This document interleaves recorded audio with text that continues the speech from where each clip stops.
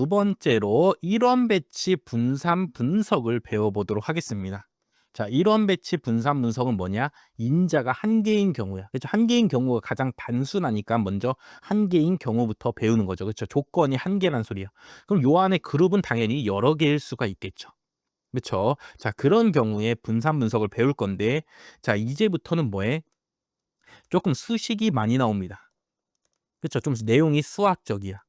그렇기 때문에 어때? 내용이 어렵습니다. 자, 근데 수식이나 수학적인 문제가 역대 10년간 몇 문제밖에 안 나왔어? 두 문제밖에 안 나왔잖아. 그렇죠? 그렇기 때문에 여러분들이 수식이나 이런 수학적인 내용들을 완벽히 이해할 필요는 없습니다. 그래서 완벽히 암기할 필요도 없어. 대신에 요 수식이 무엇을 의미하는지, 그렇죠? 보고서 내가 이게 무슨 뜻인가라는 정도만 해석할 수 있으면 됩니다. 그렇죠? 그러니까 당연히 요 앞에 수학적인 내용이 나오다 보니까 어려울 수는 있는데 뭐 이게 굳이 시험에 이렇게 수학적으로 어렵게 나오진 않는다라는 생각을 하시면서 일단 한번 제 설명을 들으면서 한번 이해해 보려고 한번 노력해 본다라고만 해주시면 되겠습니다. 자, 그룹이 만약에 세 개 있다 쳐봐. 모집단에 A, B, C 또는 뭐 이거 서울, 경기, 뭐 강원 뭐 요렇게 생각하셔도 됩니다. 자, 그럼 요 안에 있는 값 하나를 y라고 한다면은 얘는 어떻게 구성되어 있을까에 대해서 그거를 수학적으로 써놓은 걸 뭐라 그래? 모형이라고 하는 거야. 그렇죠? 모집단에 있는 값은 어떻게 구성되어 있을까를 한번 생각해 보는 거야. 자, 전체 사람들의 전체 모평균이 있을 거 아니야. 그거를 뮤라고 한다면은 요 경기도에서 예를 들고 월급이라고 해보겠습니다. 경기도에 있는 한 명의 사람이 받고 있는 월급은 전체 평균 월급에다가 전체 평균 월급이랑 좀 어느 정도 좀 차이가 있겠죠.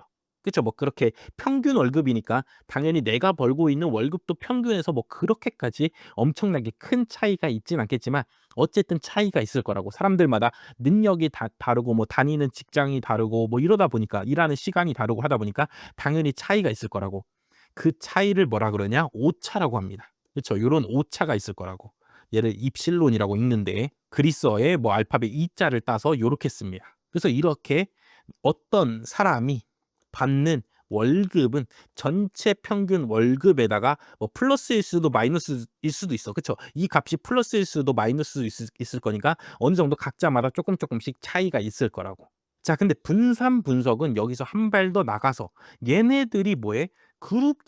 그룹으로 나눠져 있으니까 예를 들어 서울 사는 사람들은 플러스 10만 원씩 더 주기로 했어. 그다음에 강원도 사는 사람들은 여기 지역이 열악하다 보니까 10만 원씩 막 덜 받고 있어, 사람들이. 막 이럴 수가 있단 말이야. 그 그룹에 속해 있기 때문에 추가로 더 받게 되거나 덜 받게 되는 월급이 있을 거란 말이야. 그거를 뭐라 그러냐? 여기 모형에서는 알파 i라고 합니다. 다시 요거는 뭐야? 모평균이고 당연히 내가 받는 월급은 모평균이랑 뭐 하겠어? 조금 차이가 있겠죠. 이런 오차가 조금 있을 거라고. 플러스 마이너스. 근데 요 그룹에 속해 있기 때문에 더 받거나 덜 받게 되는 경우가 생긴다고. 얘를 바로 뭐라 그러냐면 처리 효과라고 합니다.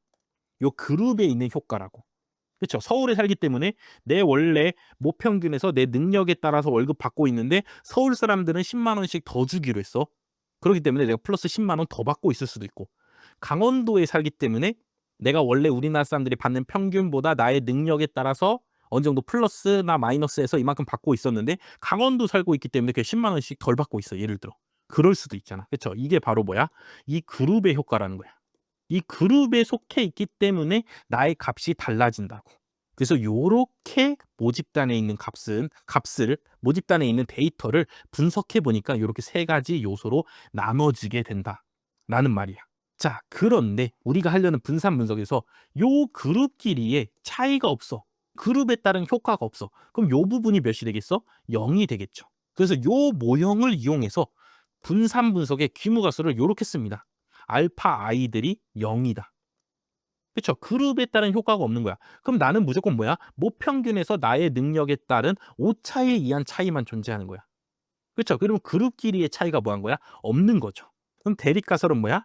알파 i 이 그룹의 효과가 0이 아니다. 그쵸? 이 그룹 때문에 누군가는 이득을 보고 누군가는 손해를 보고 있다. 요렇게 해서 분산 분석의 귀무가설과 대립가설을 쓰는 경우도 있습니다. 앞에서는 우리가 뭐에 그냥 모평균끼리 같다. 모평균끼리 중에서 하나라도 다르다. 요런 식으로 썼는데 요런 식으로 수식적으로 쓸 수도 있다고. 그래서 요 부분을 이제 내가 뭐 하는 거야? 검증하는 거죠. 이 부분이 0 이냐 아니냐. 이 부분 때문에 그룹끼리의 차이가 있냐 없냐를 검증하는 게 바로 뭐다? 분산 분석이라는 거야. 자, 그래서 이 모형을 내가 쓸 수 있을 필요는 없습니다. 근데 시험 문제에 요렇게 그냥 모형으로 주는 경우도 있기 때문에 분산 분석이 다음에 모형을 따른다. 뭐 이런 식으로 주는 경우도 있기 때문에 이 모형이 어떤 의미를 갖고 있는지에 대해서 한번 간단히 일단 설명을 드렸습니다.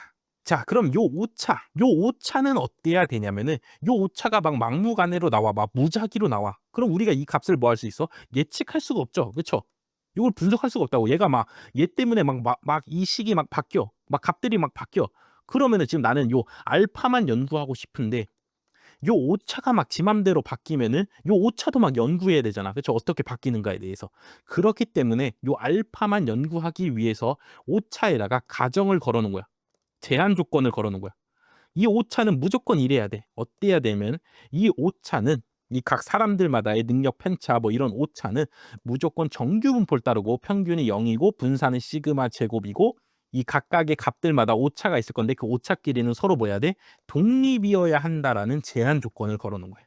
그래서 요 제한 조건이 뭐냐? 요 앞에 1단원에서 배웠던 분산 분석의 가정입니다. 얘가 바로 뭐야? 정규성이고 얘가 바로 뭐야? 등분산성이고 얘가 바로 뭐야? 독립성이죠. 분산 분석의 가정 3개 있다 그랬잖아. 정규성, 등분산성, 독립성. 그렇죠. 그게 뭐 시험에 잘 나오진 않으니까 우리가 굳이 외울 필요는 없는데 어쨌든 이런 가정을 해 놓고 그다음에 연구를 한다고. 그래서 모형으로 살펴보면은 뭐 모평균이야 그냥 고정된 상수값이니까 그냥 놔뒀다 치고 요 알파가 0이냐 아니냐를 지금부터 우리가 연구할 건데 요 오차도 지 맘대로 변하면 연구하기가 너무 힘들어진다고. 그렇죠. 그렇기 때문에 오차에 대한 요런 가정을 해 놨다. 이렇게 해 놓고 이제 알파를 살펴보면서 연구를 하게 되는 겁니다. 그래서 오차항은 요렇게 생겼다. 그래서 이게 성립이 안 해. 오차항이 이렇게 성립 안 하고 막 무작위로 변해 모집단에서. 그렇죠. 그러면은 그런 모집단에 대해서는 애초에 분산 분석을 할 수가 없는 겁니다. 자, 근데 모집단이 당연히 오차항이 이렇게 생겼는지 안 생겼는지는 모집단을 전부 다 조사하기 전까지는 우리가 알 수가 없잖아. 그쵸. 그렇기 때문에 표본으로 뽑은 거로 다시 거꾸로 봐 갖고 오차항들이 이런 조건 대략적으로 만족하고 있나를 살펴본다고. 그거를 뭐라 그러면 잔차 분석이라고 하는데 당연히 요 부분도 뭐의 시험 범위가 아니기 때문에 이것도 연구하는 당연히 통계적 방법이 있다라고까지만 여러분들이 알고 계시면 되겠습니다. 그다음에 요 처리 효과를 다 더했을 때는 0이 나오게 설정을 해 놨답니다. 예를 들어 경기가 그냥 제일 가장 기준이어서 여기를 0이라고 치면 서울이 10만 원 더 받는다. 그럼 강원은 마이너스 10만 원 받는다. 또는 서울이 10만 원 받는 거를 강원에서 7만 원 더 내고 경기에서 뭐 3만 원 더 낼 수도 있죠. 그쵸? 뭐 이렇게 될 수도 있는데 어쨌든 처리 효과는 0으로 고정해 놨다. 그쵸? 뭐 요 부분도 당연히 중요한 부분이 아니겠죠. 그쵸? 여기 다 심화 과정이기 때문에 이런 것들이 그냥 있다라고만 알고 계시면 됩니다.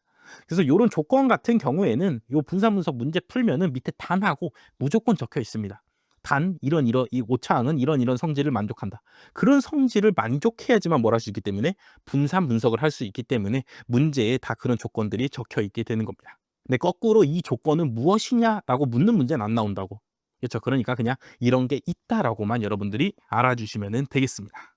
자, 다음은 요게 뭐라고? 그룹끼리의 차이여서 얘를 뭐라 부르냐면 처리 효과라고 부른다 했잖아. 그쵸. 그럼 왜 처리라고 하는지를 또 여러분들이 이해해 주시면은 뒤에 처리 제곱합이라는 말이 뭔지에 대해서 이해하는 데 조금 더 도움이 될 것 같아서 한번 설명을 드리겠습니다. 자, 요 분산 분석은 어디서 나온 거라고?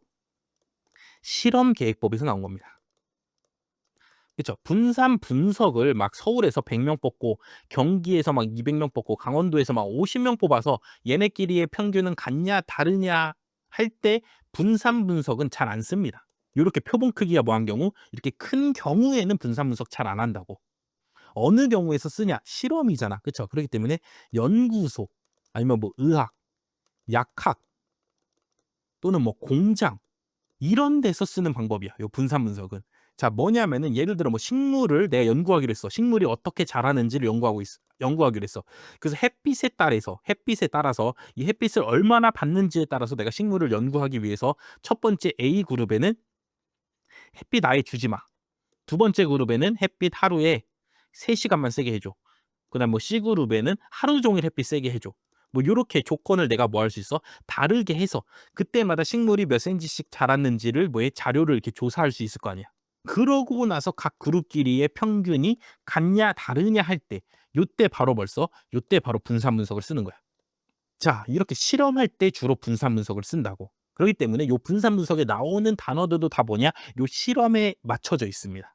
자, 그래서 요 실험에서 요 조건을 달리하잖아. 햇빛 안 쐬고 햇빛 뭐 3시간 쐬고 하루 종일 햇빛 세게 해 주게 이렇게 조건들을 내가 다르게 하잖아. 이거를 실험에서 뭐라 그러냐면 이거를 처리했다고 해. 그쵸. 여기에는 햇빛을 아예 안 처리한 거고 여기는 햇빛을 3시간 쐬 주게 처리해 준 거고 여기는 하루 종일 햇빛을 보게 아예 뭐 창문 밖에 놓은 거죠. 그쵸. 그런 식으로 처리를 해 줬다 해서 처리란 말이 여기에서 나오게 된다고. 그쵸. 요 조건들, 요 그룹들을 나누게 해 주는 게 바로 뭐라고? 처리라고. 영어로는 트리트먼트라고 하는데 그쵸? 요거를 처리라고 합니다. 그래서 요 분산 분석에 나오는 용어들은 다 실험실, 연구소에서 연구할 때 쓰이는 용어들을 자주 쓰게 됩니다. 그쵸? 인자라든가 수준이라든가 이런 거 다 실험학에서 쓰이는 용어들이라고. 자, 그렇게 해서 분산 분석 문제를 풀어보시면 알겠지만 이 표본의 수가 그리 크지 않아. 그쵸? 요 표본의 수가 거의 20 이하입니다. 그쵸? 막 100개, 막 200개, 막 1000개 막 이런 경우는 없어. 그쵸. 실험실에서는 왜냐면 햇빛을 쐬서 얼마큼 자랐는지를 살펴보려면은 이거를 막 몇 날 며칠 해야 되잖아. 이 자료 하나 얻는 데만 막 몇 날 며칠 걸린다고. 그렇기 때문에 자료를 막 100 개씩 모을 수가 없는 거야. 아니면 예를 들어 공장에서 요 기계에 막 온도를 달리한 거야. 이건 온도 30 도일 때, 요거는 뭐 온도 60 도일 때, 요거는 온도 뭐 100 도일 때 물품을 생산해 봤어. 그럼 그 제품에 뭐 할 수 있어? 품질이 나올 거 아니야. 그쵸? 그래서 그 품질이 같냐 다르냐를 보고 '아 그럼 온도를 몇 도로 해야겠구나.' 막 이런 걸 살펴볼 때 연구할 때 분산 분석을 쓴다고. 근데 이 제품을 한 번 만드는데 거의 1억씩 들어. 그쵸. 그럼 막 100 개씩 만들 수가 없잖아. 그럼 이거 연구하는 데만 100억이 여기도 100 개, 여기도 100개 뽑으려면 막 300억씩 들 거 아니야. 그렇기 때문에 요런 실험이나 연구를 하려면 애초에 표본을 많이 뽑을 수가 없다. 그리고 표본이 몇 개 없더라도 할 수 있는 방법이 뭐야? 분산 분석이라고. 되시죠? 그렇기 때문에 분산 분석은 실험할 때 쓰이기 때문에 뒤에 문제를 풀면서 느껴보겠지만 표본 수가 그리 크지 않다. 그리고 요 그룹을 나누는 기준은 연구자가 어떤 조건을 막 달리해서 요 그룹들을 뭐 하게 돼? 나누게 되죠. 그쵸? 온도를 30도 할지 60도 할지 100도 할지는 이 연구자가 이렇게 조건들을 달리할 수 있는 거잖아. 그렇게 연구자가 조건들을 이렇게 바꾸는 과정을 뭐라 그런다? 처리라고 한다. 그래서 그룹들끼리 달라지는 값, 그쵸? 그거를 뭐라 그래? 처리 효과라고 부른다. 라는 거를 그냥 상식적으로 여러분들이 알고 계시면은 요 뒤에 분산 분석할 때 조금 더 이해하는 데 도움이 될 겁니다. 자, 그렇기 때문에 요 모평균도 뭐야? 상수값 값입니다. 모집단에 존재하지만 상수값이라고. 그렇죠. 모평균은 당연히 원래 상수값이라는 거 우리가 앞에서 가설 검증할 때 많이 했죠. 요 처리 효과도 뭐냐? 얘도 상수값이야. 우리가 진짜 모집단을 다 조사하면 알 수 있지만 그럴 수 없기 때문에 알 수는 없지만 그쵸. 표본을 통해서 뭐해? 좀 추측해야 되는 값이지만 어쨌든 얘도 뭐야? 상수값이라고. 여기 뭐 플러스 뭐 햇빛을 안 쐈더니 마이너스 3cm 자란다든가 햇빛을 하루 종일 쏴줬더니 플러스 3cm 자란다든가 그쵸. 요런 효과, 처리 효과도 뭐야? 뭐하다고? 상수값이라고. 얘가 뭐냐? 요 오차항만 뭐냐? 확률 변수입니다. 그렇죠. 오차항은 요런 확률 분포를 갖고 있기 때문에 그렇죠. 그렇기 때문에 오차항만 확률 변수다라는 것도 한번 추가로 설명을 드리겠습니다. 네, 이어서 제곱합을 배워보겠습니다. 요 제곱합이 요 분산 분석을 만들 그렇죠. 원리의 가장 핵심적인 요소인데 자, 먼저 분산 분석은 어떻게 해서 만들어지게 되었는가? 분산 분석을 만든 아이디어를 한번 개략적으로 한번 살펴보겠습니다. 자, 그룹이 3개가 있어. A, B, C 그룹. 그럼 요 3그룹을 전부 다 합친 모집단의 평균이 있을 거 아니야. 걔를 바 Y라고 한번 써 보겠습니다. 그럼 각 그룹에서도 뭐 하겠어? 평균이 있겠죠. 바 Y A, 바 Y B, 바 Y C 해 갖고 각 그룹에서도 평균이 있을 거라고. 자, 그럼 A 그룹에 속해 있는 어떤 한 값을 Y라고 한다면은 이 y가 전체 평균과의 차이가 있을 겁니다. 편차가 존재하겠죠. y에서 전체 평균을 빼는 거. 요게 편차 아니야. 그럼 여기 있는 자료들 A그룹, B그룹, C그룹에 있는 자료들이 요 평균과 전체 모평균과의 차이가 플러스일 수도 있고 뭘 수도 있어? 마이너스일 수도 있잖아. 그래서 어쨌든 우리는 요 차이가 궁금한 거기 때문에 요 플러스랑 마이너스를 다 똑같이 동일하게 맞춰주기 위해서 뭘 해줘? 제곱을 해주라고. 그럼 요게 바로 뭐야? 편차의 제곱이죠. 분산을 구할 때 뭐 하는 거야? 분자 부분에 들어가는 값일 거 아니야. 요거를 우리는 요 실험 계획법에서는 뭐라 부르냐? 변동이라고 부릅니다. 분산 분석에서 뭐라 불러? 변동이라고. 내가 각각의 값들이, 그죠? 각각의 값들이 평균과의 차이를 뭐라 불러? 변동이라 부른다고. 그래서 얘를 총변동이라고 불러. 그렇죠. 얘네들을 다 더해주면 총변동이라고 부르는데 그거는 이따가 살펴보고 어쨌든 나 한 값에 대해서만 살펴보자면은 내가 전체 평균과의 차이가 있을 거 아니야. 그렇죠. 그 편차를 제곱한 값이 있을 겁니다. 자, 근데 이 총변동을 두 부분으로 분해해 보는 거야. 어떻게 분해하냐? 나는 A그룹에 있잖아. 그쵸? 나라는 사람은 A그룹에 있잖아. 그럼 A그룹의 평균이랑도 뭐 하겠어? 차이가 있겠죠. 요 그룹 안에서 내가 내 그룹에 있는 평균과의 차이, 편차를 그룹의 평균과의 편차를 제곱한 값이 있을 거 아니야. 그거는 여기 그룹에 있는 애들은 자기 그룹의 평균과의 차이들을 뭐 할 거야? 제곱할 거 아니야. 그래서 얘를 뭐라 부르냐면 그룹 내 변동이라 부릅니다. 그룹 안에서의 평균과의 차이라고. 자, 그다음은 뭐냐? 내가 요 차이, 나랑 전체 평균과의 차이를 살펴보는데 일단 나와 내 그룹의 평균과의 차이가 있으면 요 그룹과 전체 평균과의 뭐 하겠어? 차이가 있겠죠. A그룹도 있고 B그룹도 있고 C그룹도 있을 거 아니야. 그룹의 뭐랑 평균과 전체 평균의 차이, 편차를 또 제곱한 값이 있을 거 아니야. 그렇죠? 그거는 뭐야? 그거는 그룹 간 변동이라고 합니다. 다시 얘는 그룹 안에서의 내가 편차의 제곱을 구한 거기 때문에 그룹 내 변동. 그다음에 각각의 평균들과 그렇죠? 각각의 각 그룹의 평균들과 전체 평균의 차이. 그거는 그룹 간의 차이가 많이 나면 이렇게 뺀 값들이 뭐겠어? 커지겠죠. 그룹끼리 평균끼리 차이가 있으면 그렇죠? 그룹끼리 평균끼리 차이가 있어. 예를 들어 여기가 뭐 이게 뭐 20이야. 근데 그룹들의 평균이 다 20이야. 그러면은 그룹의 평균과 전체 평균의 차이는 몇이겠어? 0이겠죠. 근데 어떤 놈은 0, 어떤 놈은 20, 어떤 놈은 막 40이야. 그렇죠? 그럼 0은 20과의 차이 뭐야? 20을 그걸 또 제곱하니까 몇이 돼? 차이가 400이 될 거 아니야. 이 차이가 뭐 하겠어? 커지겠죠. 그래서 걔를 뭐라 불러? 그룹 간 변동이라 부른다고. 그래서 총 변동을 쪼개서 그룹 내 변동과 뭘로 해? 그룹 간 변동으로 나눠 봤어. 그렇죠? 나눠 봤어. 그래서 총 변동이 한 100이 있어. 100이 있는데 그룹 내 변동이 거의 90이고 그룹 간 변동이 10밖에 없어. 그럼 이렇게 내부적으로는 뭐해? 평균과의 차이가 많이 발생하고 있는데 차이가 큰데 요 그룹끼리의 평균값끼리는 뭐해? 차이가 별로 없는 거 아니야. 그럼 이런 경우에는 요 집단의 평균끼리의 차이가 뭐하다고? 없다고 볼 수가 있죠. 그렇죠? 그때는 기무가설이 맞단 소리죠. 자, 이번에는 다시 100이 있는데 그룹 내에서는 별 차이가 없어. 뭐 0 아니면은 뭐 10밖에 없어. 근데 그룹 간의 차이가 90이나 발생해. 그럼 누군가는 엄청나게 낮은 값이고 어떤 그룹의 평균은 뭐해? 엄청나게 큰 값이라는 거 아니야. 그렇죠? 그러니까 전체 평균이랑 서로 비교를 해서 그 제곱들을 더해 봤을 때 값이 크게 나오겠죠. 그래서 그룹 간 변동이 크면은 어떤 그룹의 평균이랑 다른 그룹의 평균이 뭐해? 둘이 엄청나게 차이가 나니까 그때는 뭐해? 모든 평균이 같다라는 기무가설을 뭐해? 기각하게 되겠죠. 이런 아이디어로 분산 분석을 만들었다는 거야. 당연히 요 안에 뭐 물론 수식적으로 정말 세밀하게 들어가면은 더 뭐더라 이렇게 설명하는 거는 조금 수학적으로는 조금 틀린 설명이 될 수가 있습니다. 그렇죠. 여기다가 시그마까지 뭐 다 더해줘야지 애들을 다 더해줘야지 그때 요렇게 둘로 쪼갤 수 있는 거고 당연히 비교도 총 변동 중에서 그룹 간 변동이 얼마나 크냐를 비교하는 게 아니라 그룹 내 변동 대비 그룹 간 변동이 얼마나 크냐. 그렇죠. 그런 걸 이용해서 분산 분석을 하는 건데 우리가 일단 지금 분산 분석을 처음 배우는 과정이니까 우리가 처음 개략적으로 분산 분석을 이해할 때는 요렇게 이해해 주시면 된다고.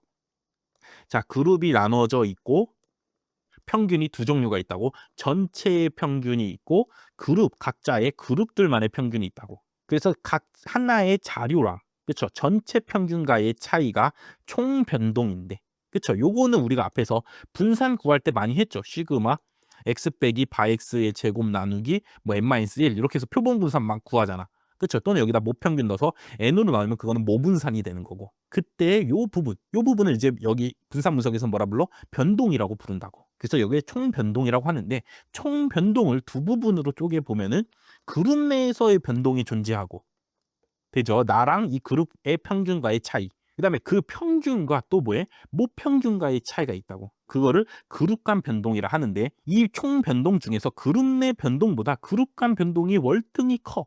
그 소린 무슨 소리라고? 그룹끼리의 평균이 다르다는 의미여서 우리가 분산 분석에서 원래 하려고 했던 기무가설 그룹끼리의 평균은 모두 같다를 뭐하게 돼? 기각하게 된다고. 그렇죠? 이런 원리로 뭘 만들었다고? 분산 분석을 만들었다라는 거를 여러분들이 이미지적으로 좀 기억을 해주시면 되겠습니다. 자, 그럼 이제 이 변동을 계산하기 위해서 진짜 수식적으로 어떻게 계산하냐? A그룹, B그룹, C그룹 있고 전체의 평균 바 Y, 각각의 평균을 바 YA, 바 YB, 바 YC라고 하면은 일단 첫 번째로 총변동. 자, 총변동은 여기에 있는 자료를 Y라고 하면은 요 Y에서 뭐 한다고? 모평균을 뺀 거를 제곱하면 된다고. 그러면은 요 A 그룹에 있는 값들, Y 값들 막 여러 개 존재할 거 아니야. 그쵸? 걔네들을 다 모평균이랑 빼서 뭐해? 제곱한 거를 다 뭐 해줘? 더해주면 되겠죠. 그럼 A 그룹의 편차 제곱의 합 구할 수 있죠. 그거를 또 A 그룹, B 그룹, C 그룹에 대해서 세 그룹에 대해서 또 뭐 해줘야 돼? 또 더해주면 되죠.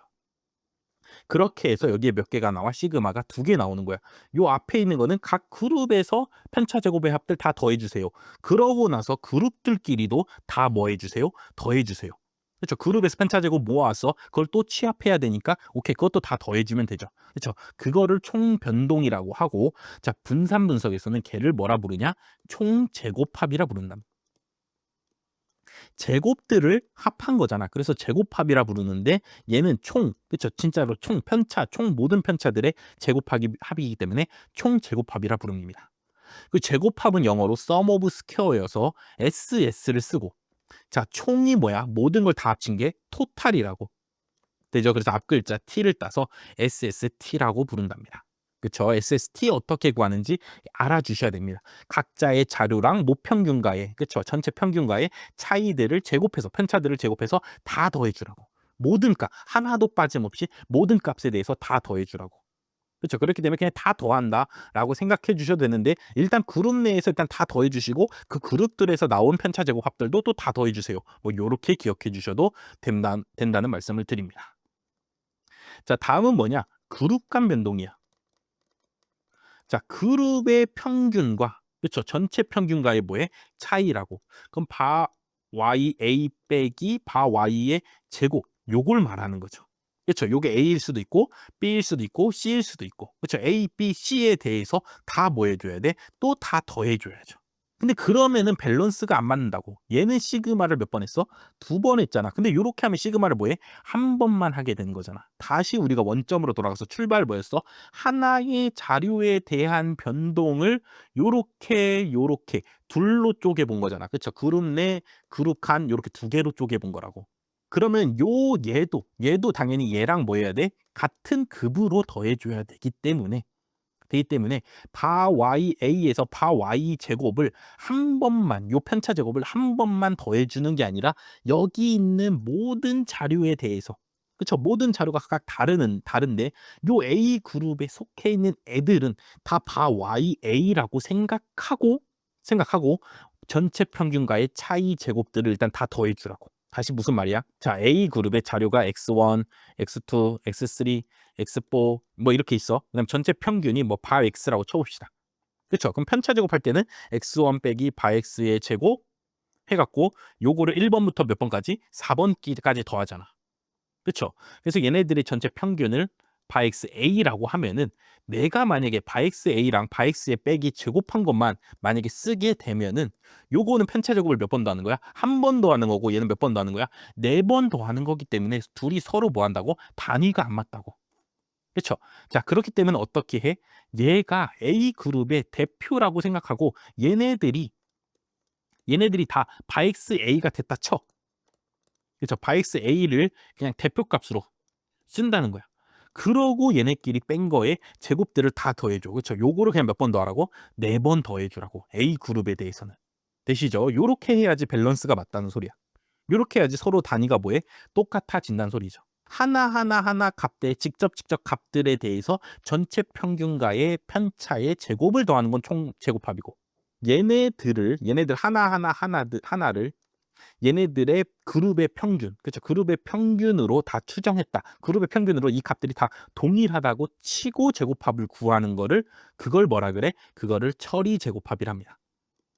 그렇죠? 그룹 간 변동, 그룹의 제곱합이라고. 그렇죠? 그룹을 요 실험 계획법에서 뭐라 부른다고? 처리라고 부르기로 했다 그랬잖아. 그래서 얘네들을 뭐라 불러? 처리 제곱합이라 부른다고. 각 그룹에 있는 자료들의 변동을 쪼갠 거기 때문에 요 그룹 하나의 값에 대해서 생각해 보면은 얘가 우리 그룹과의 평균의 차이가 있고, 요 평균과 모평균의, 요 그룹의 평균과 모평균의 차이가 있으므로 요렇게 존재하는 게 각 자료 하나마다 요 편차 제곱의 합이 하나씩 존재하는 거야. 그래서 그 그룹에 자료가 4개 있다 그러면은 이 전체 평균과, 아니죠, 요 그룹의 평균과 전체 평균의 편차 제곱의 합이 몇 개 있다? 4개 있다 해서 4번 더해 주셔야 된다고. 그렇죠? 그렇기 때문에 요 그룹과 변동 구할 때도 시그마를 2번 해 주셔야 됩니다. 그래서 이거를 실제로 구하는 문제가 있기 때문에 문제를 푸시다 보면은 아, 요런 의미구나 하고 좀 더 그때 이해가 되실 겁니다. 자, 그래서 처리 제곱합도 이제 약자로 써야 되는데, 제곱합이니까 SS를 써주고, 자, 처리가 아까 영어로 뭐라고? 트리트먼트라고. 자, 근데 트리트먼트의 앞글자 T를 요 총제곱할 때 썼잖아. 그쵸? 그렇기 때문에 두 번째 철자인 R을 따서 처리 제곱합은 SSR이라고 씁니다. 그리고 또 어떤 책에 의하면은, 어떤 책은 또 SSTR 요렇게 적혀 있는 책도 있습니다. 그렇죠? 더 처리 제곱합이라는 걸 의미를 제대로 적기 위해서. 근데 우리 요 공무원 시험 문제나 제가 강의할 때는 얘를 뭐라 써? SSR이라 쓴다고. 그럼 SSR은 아, 처리 제곱합이구나 하고 받아들여 주시면 되겠습니다. 자, 이제 다음 마지막은 뭐야? 그룹 내 변동을 조사해야죠. 자, 그룹 내 변동은 뭐야? 네 자료랑 그룹의 평균과의 차이라고. 나 Y랑 누구? 그룹의 평균 YA가 있을 거 아니야. 그렇죠? A 그룹이라면은 요거의 편차의 제곱 합이 뭐야? 그게 그룹 내 변동이죠. 그럼 요 그룹에 대해서 다 한 번 더해주고, 각 그룹에서 나온 그룹 내 변동, 그룹 내의 제곱합들을 각 그룹에 대해서 또 세 그룹에 대해서 뭐 해줘? 더해주면은 그룹 내 변동 구할 수 있고, 걔를 뭐라 부르냐? 걔를 바로 오차 제곱합이라 부릅니다. 그래서 얘도 제곱합이니까 SS를 쓰고, 오차는 영어로 에러잖아, 에러. 그쵸? 그렇기 때문에 2를 따서 SSE라고 부른답니다. 그래서 SST, SSR, SSE가 있다고. 요 분산 분석에서 제곱합은 이렇게 세 종류가 있다라는 거 알아주시면 되고, 얘네들이 다 더해주는 게 똑같은 수준이어야 된다. 요 한 자료에 대해서 더해주는 것이다. 그렇죠? 그렇기 때문에 나머지 SSE나 SST 구할 때는 오케이, 여기 평균 빼서 제곱한 거 다 더해. 오케이, 이런 의미. 아니면 여기 내 그룹에서 평균 뺀 거에서 제곱한 거 다 더해. 그렇죠? 이렇게 해서 의미가 받아들여지기가 쉬운데, 요 평균이랑 모평균의 차이 빼서 제곱해서 더해. 그쵸? 이러면은 요 그룹에 대해서 한 번만 더해지게 된다고. 얘는 요 그룹에 있는 모든 수에 대해서 지금 다 더하고 있는 건데, 요렇게 이 제곱을 한 번만 하면은 한 번만 더해지는 거기 때문에 요 그룹에 있는 수만큼 또 시그마를 해줘야 된다. 라는 거 까먹지 말고 한번 이따 문제 풀 때 한번 적용을 해보도록 하겠습니다. 그래서 제곱합은 요렇게 세 종류가 있고, 얘가 총 변동, SSR이 그룹 간 변동, SSE가 그룹 내 변동이다. 그래서 그룹 간 변동 값이 클수록, 그렇죠? 클수록 뭐야? 평균끼리의, 그룹끼리의 차이가 뭐하다고? 큰 경우라고. 자, 예를 들어 뭐 어떤 그룹이 요렇게 생겼어. 자, 이 경우는 그룹 내 변동은 별 차이가 없어. 근데 그룹 간의 평균끼리의 차이가 뭐해? 커지잖아. 그렇죠? 그럼 이 경우는 SSR이 큰 거죠. SSE 대비해서. 예를 들어 어떤 세 그룹을 봤는데 얘네들은 요렇게 생겼어. 그럼 얘네들은 요 그룹 내에서의 변동은 엄청나게 커. 그래서 SSE는 엄청나게 큰데, 얘네끼리의 평균을 구해서 얘네끼리의 평균의 차이를 봐주면은 매우 작다고. 그렇죠? 이러면 그룹 간의 평균끼리는 차이가 없는 거죠. 요런 방식을 이용해서 뭐 한다고? 분산 분석을 하게 된다고. 그렇기 때문에 요 식을 기억해 줄 수 있으면 물론 좋지만 요 식이 기억나지 않더라도 각각의 제곱합들이 어떤 방식에 의해서 그쵸 구해 주는 건지 어떤 편차를 제곱해서 구해 주는 건지를 여러분들이 이해를 해 주시면은 요 식을 굳이 외우지 않더라도 문제 뭐 충분히 풀 수 있습니다. 자, 그래서 제곱합은 어떤 성질이 있냐? 첫 번째 뭐냐? SSR이랑 SSE 그룹 간 변동이랑 그룹 내 변동을 더하면 그쵸 더하면 뭐가 나와? 총 변동이 나온답니다. 그쵸 왜 그런지는 옆 페이지 보면은 제가 수식으로 증명을 해 놨죠. 그쵸 근데 그 수식 증명이 어차피 시험에 나오는 건 아니기 때문에 우리는 요 결론만 알고 있으면 돼. 결국 뭐야? 총 변동을 요렇게 둘로 쪼갰다고. 그래서 실험 계획법 책에 보면은 요걸 뭐라 그러냐? 변동의 분해라 그래. 그쵸. 총 변동을 그룹 간 변동과 그룹 내 변동으로 쪼갠 거야. 우리가 관심 있는 건 뭐야? 요 그룹 간 변동이라고. 그쵸. 그룹 간 변동이 클수록 평균끼리의 차이가 큰 거라고. 요 그룹 내 변동은 그냥 어쩔 수 없이 발생하는 거다라고 생각하는 거야. 그쵸. 내가 능력이 좋아. 그러면은 내가 당연히 우리 그룹의 평균과의 차이가 뭐 많이 발생하겠죠. 더 값이 크니까 더 이 변동값이 커질 거 아니야. 그쵸. 이거는 그냥 내 자료의 특성 때문에 발생하는 거고 우리는 이 그룹에 속하기 때문에 평균이 차이가 나는지를 지금 살펴보는 거기 때문에 뭐에 관심이 있어? 요 그룹 간 변동, 요 SSR 값에 관심이 있는 거죠. 되죠. 그래서 요 SSR 부분이 커지면 커질수록 뭐 하는 거야? 그룹 간의 차이가 큰 거고 이게 작아. 그럼 평균끼리 별 차이가 없으면 그룹 간 변동이 작을 거 아니야. 그렇죠? 그러면은 야, 세 집단, 네 집단, 다섯 집단의 평균은 동일하다. 오케이, 규모 가설이 맞다라고 판단하게 되는 겁니다. 자, 다음 두 번째는 이제 각각의 제곱합을 구할 때 요런 수식을 이용해서 구하면은 조금 더 빨리 구할 수 있다라는 의미입니다. 첫 번째는 요렇게 그룹이 총 케이스 그룹이 몇 개 있냐면 K개 있는 상황일 때 SSR 처리 제곱합은 요렇게 구하면 된답니다. 자, 이게 무슨 말이야? 요 A 집단만 살펴볼게요. A 집단의 자료가 3개가 4개가 있어. 그래서 A 집단의 평균 X 바 A가 있다고 쳐봐. 그리고 전체 평균 바 X가 있어. 그럼 요거의 차의 제곱이 이게 그룹 간 변동이라고 했잖아. 이거를 근데 몇 개 더해야 된다고?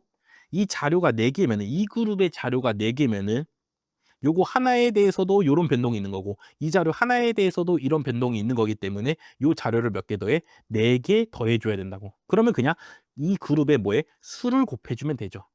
그룹의 평균 빼기 전체 평균의 제곱한 편차 제곱을 한 놈을 그쵸 그룹 수를 뭐 해준 다음에 곱해 주면은 그쵸 그럼 한 그룹에 대한 그룹 내 변동값이 나온다고.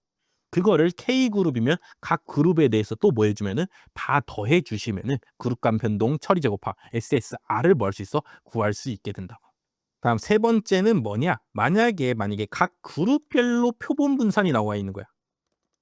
그렇죠. 이제부터 우리가 푸는 문제들은 다 표본의 세계에서 푸는 거기 때문에 방금까지 제가 앞에서 설명드린 거는 모집단에 대해서 설명드렸는데 요 값들을 다 표본으로 바꾸면은 그렇죠. 표본에 대해서도 성립한답니다. 요걸 아까 내가 모평균이라 그랬는데 얘를 그냥 뭘로 바꾸고 표본 평균으로 바꾸고 그렇죠. 각각에서 각 그룹에서 뽑은 자료들을 다 표본값이라고 생각하면은 여기서 빼서 각각 제곱한 거 다 더한 게 그게 뭐가 되는 거야? 그게 총제곱합이 되는 거야. 되시죠? 그래서 요렇게 해서 모집단에서 우선 설명을 드렸고 모집단에 있는 값들을 표본으로 대체하면은 표본에서 이제 분산 분석을 할 수가 있게 된다고. 그래서 뭐 어떻게 뭐 n-로 나누거나 뭐 이런 게 달라지는 게 아니고 제곱합은 어차피 편차들을 제곱해서 더하는 거기 때문에 표본에서도 똑같이 성립한다. 자, 그래서 문제에서 예를 들어 표본 분산을 알려준 거야. 표본 분산은 뭐야? x1, x2, x3 이렇게 해서 A 그룹에 이렇게 세 가지 값이 있어. 그렇죠? 그럼 표본 분산 어떻게 구해?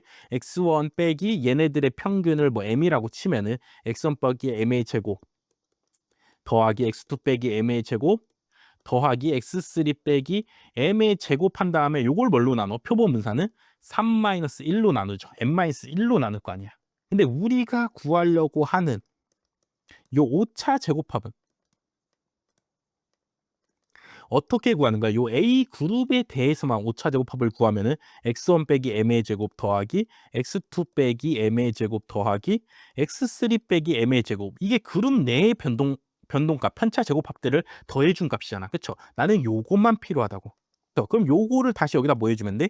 곱해주면 되죠. 그쵸? 요게 뭔데? 요게 A 그룹의 표본 분산이었는데 나는 지금 제곱합 구할 때는 여기 분자 부분만 필요하기 때문에 내가 구해놓은 문제에서 주어진 요 표본 분산 값에다가 곱하기 뭐 하면 돼? 요 그룹에 있는 표본의 개수 빼기 1을 곱해주면 요 3-1 2를 곱해주면은 내가 구하고 싶은 여기 그쵸? 오차 제곱합 부분만 뭐 할 수 있어? 얻을 수가 있죠. 그래서 요렇게 해서 각 그룹의 오차 제곱합 부분을 얻은 다음에 그 그룹들을 다 보여준다고 더해주면은 그게 바로 뭐가 된다? 오차 제곱합이 된답니다. 그래서 요렇게 해서도 계산할 수 있다라는 게 각 제곱합들이 어떻게 만들어졌는지를 여러분들이 이해해 주시면은 아 요렇게 해서 구할 수 있구나가 이해가 되실 겁니다.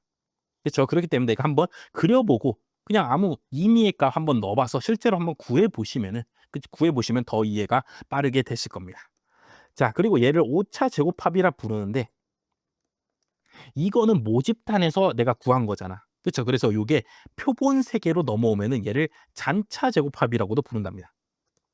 또는 책에 따라서는 오차랑 잔차를 좀 약간 구분 없이 쓰는 책도 있어. 그렇기 때문에 오차는 원래 엄밀히 말하면 오차는 모집단에서 구할 때 그쵸. 모집단 세계에서 요 이론을 설명할 때 구하는 값이고 우리가 실제로는 표본을 이용해서 제곱합을 구해야 되잖아. 그쵸. 그때는 잔차 제곱합이라는 말을 원래는 써야 된다. 근데 책에 따라서는 그냥 얘를 그냥 오차 제곱합이라고 그냥 이렇게 쓰는 책도 있다. 혼용해서 쓴다. 라는 거 그냥 한번 여러분들이 그냥 알고만 계시면 되겠습니다. 자, 그래서 제곱합 분산 분석에서 매우 중요한데 결론은 뭐야? 총 변동을 그룹 간 변동과 그룹 내 변동으로 쪼갠다. 총 변동이 SST고 그룹 간 변동이 SSR, 그룹 내 변동이 SSE다. 근데 뭐가 크면 요 SSR, 요 그룹 간 변동 부분이 크다는 소리는 그룹끼리의 평균의 차이가 있다 없다? 무슨 소리야? 있다는 소리다. 그렇기 때문에 분산 분석의 귀무가설 그룹 간의 평균은 같다라는 그 귀무가설을 뭐 하게 돼? 기각하게 된다. 요런 아이디어를 갖고 분산 분석을 만들었다. 그럼 실제로 분산 분석 어떻게 하는지는 요 다음 단원에서 배울 거고 우리는 그 분산 분석으로 가기 전 단계 뭘 배웠어? 제곱합을 배웠고 실제 제곱합을 구해보세요라는 문제 두 문제 있으니까 두 문제 풀고 마치도록 해보겠습니다. 네, 1번 풀어보겠습니다. 수준이 3개. 수준이 뭐라고? 그룹이라고. 우리가 이해하기 쉬운 용어로 바꾸자면. 그렇죠? 그다음 반복수라고 있는데 반복수가 뭐냐면 그룹의 표본 개수입니다. 자, 근데 이 분산 분석은 어디서 나왔다고? 실험 계획법에서 나왔다고. 그렇죠? 실험에서는 어떤 조건을 놓고 여기서 각각의 값들을 관측해. 그렇죠? 그거를 반복한다고 해. 요 조건에서의 반복적인 실험을 통해서 요 관측 값들을 얻었다 해갖고 반복이란 말을 쓴다고. 그렇죠? 근데 반복수는 우리가 이해하기 쉬운 말로 표현하면은 그룹의 표본 개수다라고 보시면 됩니다. 그렇죠. 그래서 첫 번째 그룹에는 5개, 두 번째 그룹에는 10개, 세 번째 그룹에서는 15개의 표본을 뽑았다라고 여러분들이 이해를 해주시면 되겠습니다. 자, 그래서 얻은 자료를 YIJ라고 하고 i번째 수준, 그렇죠. 첫 번째 그룹, 두 번째 그룹, 세 번째 그룹의 평균을 각각 바 YI라고 하면은 첫 번째 그룹의 평균은 6, 두 번째 그룹의 평균은 3, 세 번째 그룹의 평균은 2래. 그렇죠. 이때 처리 제곱합은 몇이냐? 요런 말이죠. 자, 지금 그룹이 몇 개 있어? 3개가 있어. 1번 그룹, 2번 그룹, 3번 그룹이 있는데 요 그룹에 자료가 5개, 10개, 15개가 있대. 첫 번째 그룹의 평균을 구하면 6, 두 번째 그룹의 평균을 구하면 3, 세 번째 그룹의 평균을 구하면 2래. 되죠? 이 상황에서 뭘 구하라고? 처리 제곱합 SSR은 이란 문제죠. 자, SSR은 뭐라고? 그룹 간 변동이라고. 그룹의 평균과 뭐의 전체 평균과의 편차 제곱합들을 다 더하는 게 뭐야? 그게 바로 그룹 간 변동 SSR이라고. 되시죠? 그럼 내가 일단 뭘 알아야 돼? 전체 평균을 알아야죠. 그렇죠? 그럼 전체 평균 어떻게 구해? 이렇게 구하면 안 됩니다. 6 더하기 3 더하기 2 나누기 3 요렇게 구하면 안 된다고. 왜 안 돼? 각각의 자료의 개수가 다르니까 그렇죠? 총합이 달라지는 거야. 5개가 평균 냈더니 6이란 소리는 A그룹 1번 그룹에 그쵸 1번 그룹의 총합은 몇이라는 소리야? 30이었다는 소리죠. 그다음 2번 그룹의 총합은 30, 3번 그룹의 총합도 15 곱하기 2 하니까 몇이야? 30이잖아. 그렇기 때문에 전체 총합은 몇이야? 90이죠. 그렇죠. 요렇게 해서 다시 전체 총합을 각각의 자료의 개수를 이용해서 다시 일단 먼저 구해 줘야죠. 그다음에 요거를 이제 뭘로 나눠? 전체 자료 개수로 나눠야죠. 5개, 10개, 15개 요렇게 3개 다 합치면 몇이야? 이렇게 하면 15 더하기 15니까 30개죠. 총 자료가 30개이므로 30으로 나누면 전체 평균이 지금 몇이야? 3이란 소리죠. 그쵸? 요렇게 구해야 된다고. 요렇게 그냥 평균끼리 더해서 나눠주시면 안 됩니다. 자료의 개수가 다르니까. 다르기 때문에 총합이 달라지기 때문에 요렇게 그냥 바로 평균끼리 더해서 나누면 안 된다고. 자, 요렇게 해서 일단 전체 평균을 구했어. 자, 그러고 나서 이제 뭘 구해야 돼? SSR을 구하려니까 자, 1번 그룹 입장에서 보면 1번 그룹의 평균 누구야? 6이죠. 그렇죠? 6이랑 전체 평균의 차이, 요 편차들을 제곱한 값. 그렇죠? 요게 바로 뭐라고? 그룹 간 변동이라고. 이렇게 이런 값을 갖고 있는 애들이 몇 명 있다는 소리야, 지금? 5개 있다는 소리죠. 5를 곱해 주시면 되겠죠. 더하기. 요게 바로 뭐야? 요게 1번 그룹에서의 그룹 간 변동이었습니다. 그렇죠? 다음은 이제 2번 그룹 입장에서 보면은 3에서 그룹의 평균 3에서 전체 평균 3을 빼주고 이 편차 제곱을 갖고 있는 놈들이 몇 개라고? 10개 있다는 소리죠. 더하기. 3번 그룹은 2 빼기 3의 제곱 곱하기 15 이러면 3번 그룹의 그룹 간 변동 SSR도 구할 수가 있게 되겠죠. 그렇죠? 그래서 1번 그룹, 2번 그룹, 3번 그룹에서 구한 그룹 간 변동 값들을 다 뭐 해주면 더해주면은 그게 바로 뭐다? 처리 제곱합이 된다고. 그래서 시그마로 기억하지 말고 처리 제곱합이란 게 어떻게 만들어졌는가를 생각해 보라는 거야. 여기 있는 5개 자료들을 다 6이라고 치고 전체 평균과의 뭐의 편차 제곱의 합을 구하면 그다음에 그걸 다 더하면 그게 바로 뭐라고? 그게 바로 처리 제곱합이라고. 되시죠? 그럼 이제 계산해 주면은 이거 빼면 3의 제곱이니까 9니까 9, 5, 45 더하기 여기는 0이니까 필요가 없고 여기는 1이니까 15 이렇게 되니까 계산 몇이야? 60이 되죠. 정답 몇 번? 1번이 되는 문제입니다. 처리 제곱합을 내가 무조건 수식으로 시그마 i는 1부터 k 시그마 j는 1부터 ni 한 다음에 막 뭐야 y 바 y의 뭐 i 점 빼기 바 y의 제곱 막 이런 식으로 외우실 필요가 없다고. 처리 제곱합이라는 게 어떻게 구해지냐 라는 거를 여러분들이 생각하시면은 충분히 구하실 수가 있고 요 문제를 다시 한 번 더 풀어보시면서 아 이렇게 해서 처리 제곱합을 구하는 거구나 라는 걸 한번 이해해 주시면 되겠습니다. 네, 2번 A, B, C 세 그룹에서 4개씩 자료를 요렇게 얻었대. 되죠. 자, 그리고 얘네들의 평균도 구해봤더니 요렇게 나오고 표본 분산도 구해봤더니 요렇게 나왔답니다.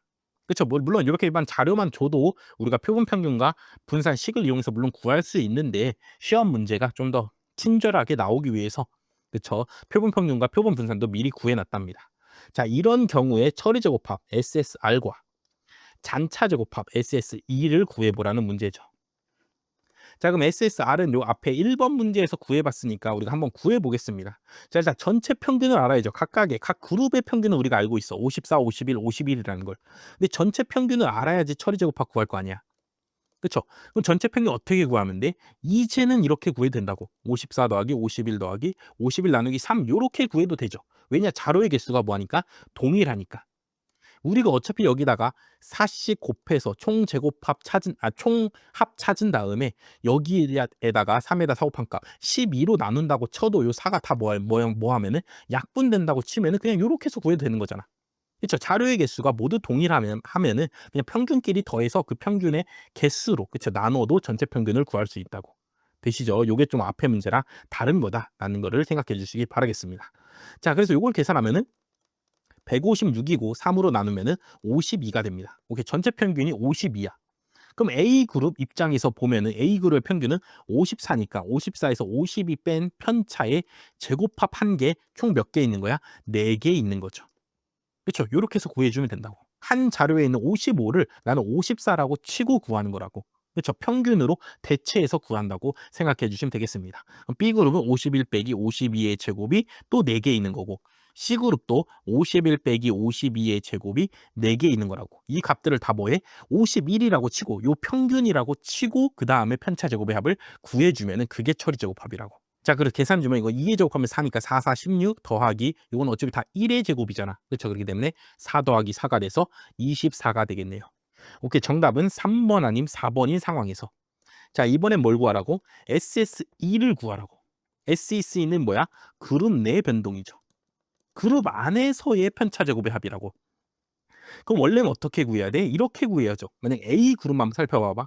A 그룹만 살펴보면은 55에서 54 그룹의 평균 뺀 거 제곱 더하기 그다음 값은 54니까 54에서 54 뺀 거 제곱 더하기 52에서 54 뺀 거 제곱 더하기 55에서 54 뺀 거 제곱. 그쵸? 요렇게 구하면 A 그룹의 그룹 내 변동 구한 거잖아. 그쵸? 요거를 이제 몇 번 반복하면은 3번 반복하면은 B 그룹에 대해서도 해주고 C 그룹에 대해서도 해주면은 우리가 뭐 할 수 있어? 구할 수가 있게 됩니다. 그쵸? 요런 식으로 제곱을 몇 개 해? 12번 해갖고 그 값들을 다 더해줘서 구하셔도 상관은 없습니다. 그쵸? 근데 SSE를 조금만 생각해 보면은 요렇게 생각할 수 있다고. 자, 요 표본 분산이라는 거, A그룹의 표본 분산 2라는 거는 어떻게 구했냐? 요렇게 구한 거 아니야? 얘네들 편차 제곱한 거 다 더한 다음에 나누기. 표본 분산이니까 자료 개수가 4개니까 4 빼기 1로. 그쵸? 나눠서 이렇게 2 구한 거 아니야? 근데 나는 지금 어떤 부분이 필요해? A그룹에 대해서는 요만큼의 값이 필요한 거죠. 그쵸? 그러면 2에다가 요 4 빼기랑 값 3. 얘네 둘을 뭐 해주면? 곱해주면 이만큼 나오겠네. 그쵸? 그렇기 때문에 A 그룹의 그룹 내 변동은 2, 3은 6이다. 구할 수 있죠. 더하기 B 그룹도 같은 원리로 요 표본 분산에서 요 자료 개수 빼기 1, 3분의 2에다가 자료 개수 빼기 1, 3 구해주면은 각각의 편차 제곱의 합들 구해줄 수 있겠죠. C그룹도 구해주면 요렇게 되고 그래서 계산하면 6 더하기 2 더하기 6이 되니까 14가 되죠. 정답 몇 번? 4번이 되는 문제였습니다. 자, 그렇기 때문에 SSR과 SSE 구하는 공식은 중요하지 않다. 그렇죠? 그 공식으로 푸는 문제는 나오지 않았다고. SSR과 SSE가 어떤 의미인가를 생각해서 어떤 잔차 제곱의 합들인가를 생각하셔서 그렇죠? 그거를 내가 진짜 풀어 써서 구하는 그런 문제들이 시험에 나오고 있습니다. 그렇죠? 그렇기 때문에 앞에 시그마 2개 달려 있는 거 물론 이거를 외울 필요 없지만 이게 여기에서 뭐 어떤 편차의 제곱들을 구하고 있는지를 보고서 아 이게 SST다. 이게 SSR이다는 구분할 수 있어야 돼. 그렇죠? 이게 300입니다. 뭐 이렇게 하는 문제 나오니까 아 이걸 보고서 아 이게 SST다라는 거는 내가 알아낼 수 있어야 되지만 SST가 거꾸로 요런 공식으로 구한다는 내가 이렇게 이 방향은 몰라도 된다고. 이렇게 구하는 건 몰라도 된다고. 대신에 얘네들이 각각 SST, SSR, SSE가 어떤 방식을 이용해서 구하는가를 알고 그거를 자료를 줬을 때 내가 진짜 풀어 써갖고 구할 수 있냐. 그렇죠? 요게 더 중요하다 말씀드리면서 제곱합 부분 마치도록 하겠습니다.